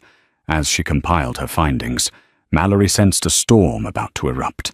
The wealthy always believed they could outrun the law, but in her experience, hubris was their undoing. She gave a final glance at Mark's social media feed, scoffing at the gall of a man who flaunted paradise while standing at the brink of a scandal. Angela stood at the top of the grand staircase, the late afternoon sun illuminating her pregnant silhouette as she awaited Mark's return. She had summoned every last shred of courage to do what she should have done weeks ago, demand answers face to face. The house staff, sensing the tension, made themselves scarce. Rarely did Angela request the entire household's presence be minimal, but now she needed privacy. She needed space to unleash her anguish without an audience. Finally, Mark entered, dragging a suitcase behind him. He looked exhausted, yet still wore that forced confidence he had perfected in boardrooms. Angela's throat constricted at the sight of him. This was the man she'd once adored, now nearly a stranger. "We need to talk," she said, her voice trembling with suppressed anger and hurt. Mark's immediate instinct was to deflect Angela. "I've just come off a long flight. Can we do this later?" He began massaging his temples dramatically, but Angela stood firm, crossing her arms protectively over her belly. "No, now." A tense silence fell between them in the marble-floored foyer. Angela had rehearsed this confrontation dozens of times in her head, but the actual moment felt surreal. She started with the obvious, his social media posts. She demanded to know who the woman was, whether Cassie Delgado was truly just a consultant. Mark tried to dismiss it as exaggerated rumors describing Cassie as a business partner who happened to be a close friend. Yet Angela's tears and fury dissolved any illusions. She raged at him for abandoning her during the pregnancy, for flaunting a lavish lifestyle, while she dealt with swollen ankles, hormonal surges, and sleepless nights alone. Her voice rose with each accusation. She brandished printouts of Mark's social media pictures, her hands shaking violently. "You think I'm stupid? Look at how she stares at you in these pictures." Her tears glimmered in the light, but her voice stayed sharp, revealing a hidden steeliness that Mark was unprepared for. Cornered Mark tried to justify himself. He mumbled about stressful deals and complicated emotions, as though that gave him a license to betray her. Sometimes I feel trapped. Our life, it got so big, so fast. I never wanted to hurt you."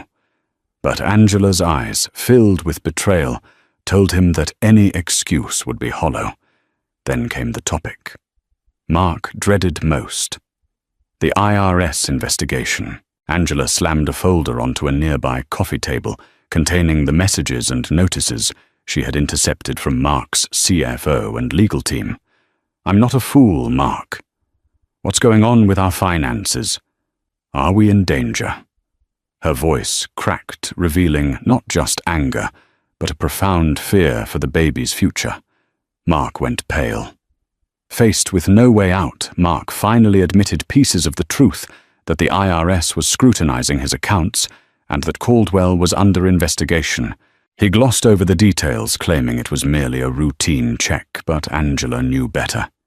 She told him about the phone call from Kara Hoffman, the anxiety in the finance department, the hush-hush rumors swirling in business circles. Mark's casual dismissal of the audit set her on edge. She could see the worry etched in his eyes, belying his false assurances. In that painful moment, Angela realized they were standing on the precipice of something far larger than infidelity.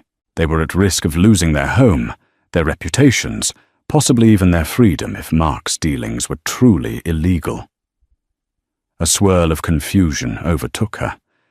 How could the man she loved, who once saved every penny to buy her a modest engagement ring, have drifted so far into moral bankruptcy, summoning what strength she had?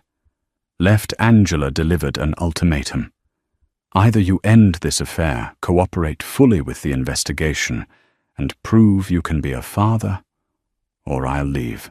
I won't stand by and let you drag me and our child down with you. Her tone was firm, a quiet declaration that shattered Mark's self-serving illusions. For the first time, he saw in Angela a strength more formidable than he had ever imagined. He stuttered, pleading with her to let him make it. Right, insisting that Cassie meant nothing, that he'd handle the IRS. But Angela stared at him, tears still streaming. She gave him one last chance, an opportunity to come clean and choose family over his addictive chase for wealth and excitement. Mark stood there, drenched in shame and uncertainty, uncertain if he could muster the courage to confront the monstrous problems he himself had created. The moment Mark set foot in his corner office. The next day, he felt the tension in the air so thick it could be cut with a knife. Several of his junior associates were huddled in the hallway, whispering among themselves. His CFO, Brian Cummings, appeared frazzled eyes, lined with dark circles from working through the night. A handful of boxes, filled with financial documents, stood stacked against the walls, evidence that the office had been combed through thoroughly. No sooner had Mark taken a seat behind his expansive mahogany desk than Mallory Finch, the lead auditor from the IRS, entered the room. She introduced herself politely, but her demeanor carried the authority of someone who had already unearthed serious irregularities. Mark tried to maintain his usual cool composure, but Mallory's questions were pointed. "We'll need full access to your ledgers, bank statements, and any documentation related to your offshore accounts," she stated, her voice calm yet unyielding. One by one, Mark's staff delivered files to Mallory and her audit team. The entire office felt like a crime scene, with accountants and lawyers picking through every line item, every receipt and every contract. Mark attempted to project an air of cooperation, hoping that by acting transparent, he might reduce suspicion. Yet behind the facade, panic flared in his chest with each document he signed over. Over the following days, Mallory's team uncovered evidence of large sums of money flowing through shell corporations. Whenever Mark tried to feign ignorance, Mallory presented him with email correspondences or suspicious wire transfer confirmations bearing his digital signature. In meeting after meeting, Mark struggled to explain the labyrinthine structure of his business dealings. He found himself stumbling over the complexities, some of which Caldwell had orchestrated. Meanwhile, Caldwell was conspicuously absent. Phone calls to him went straight to voicemail, and cryptic text messages offered no real support. Mark finally reached Caldwell's lawyer, only to be informed that Caldwell was unavailable, and that Mark should speak to his own legal counsel. Though Mark's official stance remained that he and Caldwell were partners, Caldwell had begun insulating himself from the fallout. Cassie, too, seemed suddenly distant. She had been helpful before, but once the audit gained momentum, she avoided dropping by the office or appearing with Mark publicly. She insisted it was best to keep a low profile until the situation blew over. Privately, Cassie was assessing whether Mark was worth sticking around for, or if she should jump ship to protect her burgeoning career. The glow of their sun-drenched vacations felt like a lifetime ago. Now every conversation crackled with tension. Amid the chaos, Angela received a flurry of calls from Mark's lawyers, advising her to limit any public statements or social media posts that might affect the ongoing investigation. Though she had no intention of speaking publicly, she understood the subtext. They feared she might vent her frustrations, potentially exposing more of Mark's secrets. She responded politely, but remained on guard, reluctant to trust anyone paid by Mark's questionable fortunes. But for Angela, the real challenge was emotional. She felt paralyzed, uncertain whether to believe Mark's repeated assertions that he was handling it. With each day, her baby grew inside her, a silent testament to the gravity of the life choices swirling around her. She was torn between anger, heartbreak, and the faint hope that Mark could somehow rectify the damage he'd wrought. As the audit wore on, Mark's worst fears materialized. His personal finances, those he had guarded most fiercely, were now under scrutiny. Mallory's team discovered that some of his lavish personal expenses were siphoned directly from corporate accounts. Worse, there was evidence of tax fraud, with Mark claiming deductions for luxury trips that in reality had nothing to do with legitimate business. It was the perfect storm for a case that could escalate beyond simple fines into criminal charges. In a tense meeting late one evening, Mark's legal counsel laid everything on the table. If you don't fully cooperate and provide any remaining documents, the IRS may pursue charges. You could face prison time, Mark reeled. Jail had never been part of his wildest calculations. He had assumed that being wealthy and well-connected would insulate him from serious legal consequences. Now that protective veil was disintegrating, needing a lifeline. Mark attempted to reach out to Caldwell one last time. To his shock, Caldwell's phone was answered by a cold, automated voice announcing the number had been disconnected. A follow-up call to Caldwell's office revealed that the mogul was allegedly overseas for an extended period. Mark cursed under his breath, realizing he had been left to fend for himself in a lion's den. The man who had once toasted to their partnership was now vanishing like smoke. That night, Mark sat alone in his office, the city lights glimmering through floor-to-ceiling windows, reflecting off the scattered paperwork that spelled doom for his financial empire. He considered calling Cassie to vent or beg for comfort, but the prospect of another hollow reassurance made his stomach churn. As he stared at the final remnants of his once grandiose aspirations, a pang of regret rattled him. He had traded his wife's love and his family's future for fleeting thrills and illusions of grandeur. Now the audit threatened to expose every lie he'd told to Angela, to the world, and most damningly to himself. In the days that followed, the audit expanded, touching not only Mark's direct holdings, but also affiliated partnerships. News leaked, leading to sensational headlines. Millionaire entrepreneur under IRS probe, high-flying lifestyle meets harsh reality, and partner of Richard Caldwell, questioned in major tax evasion case.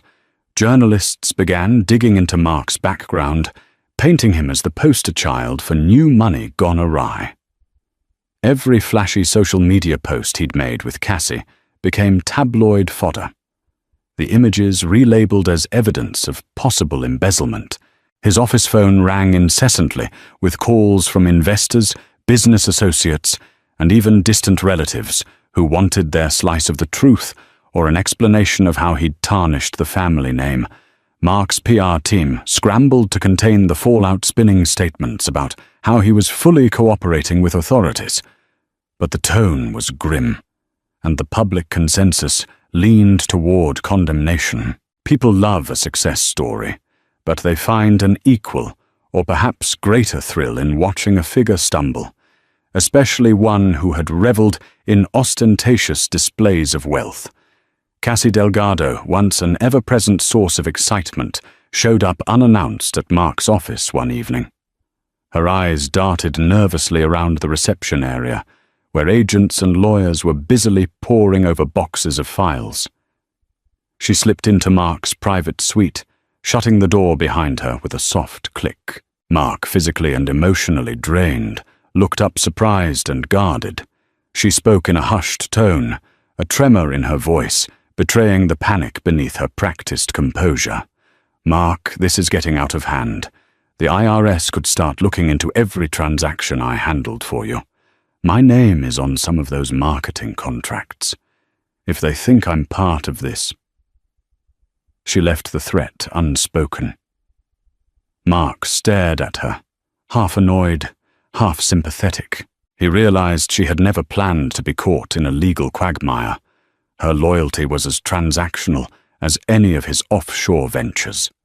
In a bid to reassure her, Mark promised that her name would remain clear, insisting she hadn't knowingly committed any crimes. She demanded to see documents, emails, receipts, anything to confirm she wouldn't be implicated. Reluctantly, Mark allowed her a glimpse into some sanitized versions of his accounts. Yet the tension between them was palpable. The illusions of a carefree relationship disintegrated under the weight of potential indictments. Cassie left the office with no promise of a future rendezvous. Meanwhile, Angela found herself navigating a different battleground. Mark's lawyers pressed her to sign documents that would shield certain assets under her name, presumably to separate them from Mark's precarious financial entanglements. Confused and wary, Angela enlisted a lawyer of her own. She wasn't about to let Mark's shady dealings ruin her credit or her standing, especially with a baby on the way. "Protect yourself," her lawyer advised. "You don't want to be tied to anything that could be seized if this goes south." At night, Angela wrestled with a storm of emotions. She was furious with Mark for placing her in such a precarious position, but also worried about the father of her child, potentially facing prison. Her moral dilemma festered. Should she stand by him in hopes that he'd transform back into the man she once loved? Or should she cut ties, safeguarding herself and her baby from the inevitable destruction? Amid this maelstrom, Mark's friend-turned-mentor, Richard Caldwell, maintained an enigmatic distance. Whispers circulated that Caldwell had fled to a non-extradition country, or was in the process of shifting assets to offshore havens. A single short letter from Caldwell's legal team arrived at Mark's office, disclaiming any responsibility for Mark's financial decisions. It stated, Caldwell was prepared to cooperate with authorities if he was subpoenaed. Mark felt a chill at the underlying threat. Caldwell might cut a deal that implicated him in exchange for leniency. In desperation, Mark tried to salvage at least one partnership. He invited one of his key investors, Michael Evans, a man he once considered a friend, to dinner at an upscale restaurant. The objective was to reassure Evans that the business still had potential, that Mark's personal troubles wouldn't sink their joint ventures. But over the flicker of candlelight, Evans drummed his fingers on the table and coldly remarked, "I invested in your vision. Mark, not in your vanity. Now it seems all you cared about was flaunting money you didn't even have." The meal ended early with Evans walking away, refusing to share even a parting handshake. Humiliation sank heavily into Mark's gut. Doors that once opened for him, private clubs, elite investment groups were swiftly closing. Rumors and half-truths spread. People who had lauded him for his risk-taking brilliance now labeled him reckless or even criminally negligent. Each day felt like a war of attrition on his spirit, culminating in the knowledge that he had orchestrated his own downfall. In a final desperate effort, Mark turned to Angela, swallowing his pride. He arrived at the mansion late one evening, drenched by a sudden rainstorm, and found her in the living room, reading pregnancy guides by the flickering fire. Collapsing to his knees beside her, Mark pleaded for her forgiveness, promising to set everything right. He vowed to cut ties with Cassie and even threatened legal action against Caldwell, swearing he would devote himself to her and their unborn child if she would just stand by him through the audit. Angela listened with weary eyes. She wanted to believe him, yearned for the possibility of redemption. But trust is not an infinite resource. However profound her love might have been, it was battered and fragile now. "Mark," she whispered, voice trembling. "I need more than promises. I need a reason to believe you'll truly change for once." Mark had no clever comeback, no glib assurance. He simply held Angela's hands in his own, the silent tears mixing with the rainwater dripping from his hair. Yet in her mind, Angela couldn't shake the image of him, carefree on some exotic beach, while her tears stained the floors of an empty home. Whether he was truly remorseful or just desperate to avoid utter collapse, she couldn't quite discern. The inevitable moment came one crisp autumn morning. Mark received a summons detailing the IRS's intent to pursue charges of tax fraud, money laundering, and conspiracy to evade taxes. Although formal indictments had not yet been filed, the document spelled out enough to shake Mark to his core. If convicted, he could face hefty fines and potentially years behind bars. News outlets pounced on the story, fueling public outrage over Mark's ostentatious lifestyle at the expense of unpaid taxes and possible illegal gains. Overnight, he became a pariah. The viral hashtag #NoahRutherford trended across social media, accompanied by pictures from his once vaunted Instagram feed. Memes ridiculed him as a cautionary tale of greed and moral decay. As the IRS case progressed, Mark's lawyers advised him to seek a plea deal, something that might reduce jail time if he cooperated fully and revealed any co-conspirators. Mark balked at first. The mere idea of turning on Caldwell felt like a betrayal. But Caldwell had already disappeared from Mark's life, leaving a trail of plausible deniability. There was no loyalty to preserve anymore. In a tense meeting with his legal team, Mark agreed to provide detailed accounts of his transactions with Caldwell and the shady practices they had employed to mask income. It was a desperate act, akin to dragging others into the fire to lessen his own burns. Mark felt equal parts anger and shame. His once proud confidence had eroded, leaving behind a man grasping for any lifeline. Meanwhile, Angela watched from the sidelines, sickened and heartbroken. She was summoned as well, though primarily as a witness. Her name was on certain joint bank accounts. Her baby bump had grown. Each kick reminded her of the new life she was trying to protect. She prepared herself to testify, truthfully determined not to lie for Mark. If he had ever truly loved her, he wouldn't force her into the role of accomplice. Cassie Delgado, too, was called for questioning. While her official work for Mark's firm was deemed legitimate, investigators wanted to ensure she wasn't complicit in any financial crimes. Terrified of criminal charges, Cassie painted herself as merely an employee, someone who had no role in Mark's financial decisions. She cooperated, answering every question about Mark's whereabouts, his corporate spending, and how business expenses often appeared suspiciously personal in nature. With her personal involvement clarified, Cassie walked away unscathed, albeit her reputation irreparably tarnished. The final blow to Mark's empire came with a court-ordered freeze on many of his assets. His mansion went into foreclosure, luxury cars were repossessed, and his bank accounts were seized, pending further legal proceedings. One by one, employees in his companies were laid off, fueling bitter resentment from families who relied on those paychecks. Mark couldn't meet payroll or vendor obligations. He watched helplessly as everything he'd built, the offices, the brand, the illusions, crumbled. Angela made the difficult decision to move out of the mansion before the bank officially reclaimed it.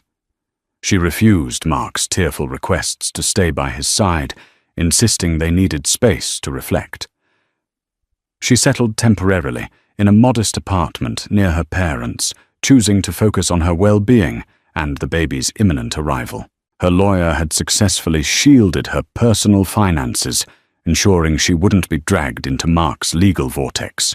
On the day Mark finally accepted the plea agreement, reporters swarmed the courthouse steps, cameras flashed. As he walked in, his hair unkempt, dark circles under his eyes. The same man who once strutted in designer suits now wore a resigned expression and an off-the-rack outfit. In front of a judge, he spoke words he never envisioned uttering. "I plead guilty, Your Honor." The plea involved cooperating with ongoing investigations into Caldwell's network, offering testimony regarding their underhanded financial schemes. Though prison time was nearly certain, it might be lessened due to his cooperation. Standing in that courtroom, Mark felt a nauseating swirl of regret. He flashed back to simpler times, when a faithful wife, a small apartment, and a dream for a better life had been enough. How far he had strayed. Walking out to a chorus of shouted questions from journalists, Mark said nothing. His lawyer shielded him, guiding him into a waiting car. As they pulled away, he glimpsed a billboard on a nearby building. It displayed a gleaming tropical scene, with a couple laughing on a beach, a seductive advertisement for holiday packages. He closed his eyes, remembering his social media posts with Cassie under exactly such a sun. The irony was as bitter as the metallic taste of fear and regret on his tongue.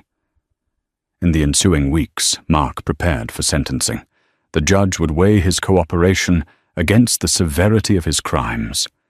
He resided in a small, barren apartment, a far cry from his former luxury. The silence at night was deafening, and sleep evaded him. He alternated between making calls to his remaining legal counsel and drafting letters of apology to employees, to business partners, and most painfully to Angela. While Mark grappled with his new reality, Angela focused on hers. She continued prenatal checkups, often accompanied by her supportive mother. Away from the oppressive gloom of Mark's downfall, Angela found moments of calm, even happiness. She set up a simple nursery in her parents' home, painting the walls a gentle shade of yellow. As she folded tiny baby clothes, she felt a blend of apprehension and resolve. The future was uncertain, but she would not let Mark's mistakes define her child's life. As Mark approached his sentencing date, he met again with Mallory Finch, the steadfast IRS auditor who had spearheaded the case. Despite her unwavering professionalism, Mallory sensed the tragic undertones of Mark's journey. She had encountered dozens of wealthy individuals who believed themselves untouchable, but Mark's downfall seemed particularly steep. When Mark thanked her, an odd moment of gratitude to the person who had effectively unraveled his life, Mallory simply responded, "I hope this leads you to a better path." On a chilly winter afternoon, Angela went into labor, surrounded by her mother, her sister, and a compassionate medical staff. She brought a healthy baby boy into the world. She named him Daniel, honoring her grandfather. As she held her son for the first time, tears rolled down her cheeks. This was a new beginning, fragile, beautiful, and untainted by the sins of the father. Mark, informed by letter, received the news in his prison cell. He felt a pang of both joy and sorrow, imagining the life he could have shared with them, if only he hadn't succumbed to greed and self-indulgence. Restricted by concrete walls and razor wire, he could only dream of a day he might hold his child. He resolved that if he ever got the chance, he would be a better man. This real-life drama story of grandiose wealth, crushing betrayal, and hard-earned redemption reminds us that no amount of luxury can outweigh the value of loyalty and honesty. Mark Rutherford's rise and fall echo a stark warning beneath every glittering facade. Lie choices that can shatter families and futures if we allow greed to eclipse our moral compass. Angela's journey underlines the power of inner strength.